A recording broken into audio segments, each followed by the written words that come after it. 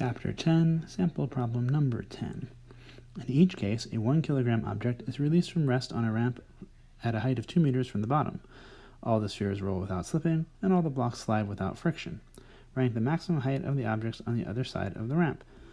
So there's a lot of work you can put into this but if you think about it this way, there's going to be an energy conservation because we roll without slipping, so we know energy is conserved, and we slide without friction, so energy is conserved. For both of them, therefore, we have the energy at the start is the energy at the end, so zero. We have something like kinetic translational energy and kinetic rotational energy and gravitational energy at the start equals the same things at the end, the sum, at least, at the end.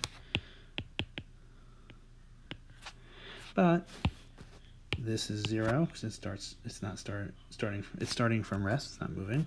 Since it's at rest, if there is rotational energy, it's also 0 because it's not rolling yet. Of course, for the blocks, there's no rotational energy because it doesn't roll at all. And at the end, it has come back to rest and therefore is no longer spinning either.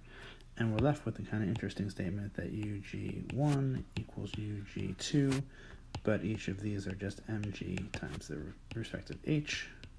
So h1 equals h2. They all end up at the same place. They all end up at 2 meters, in fact. So there you go.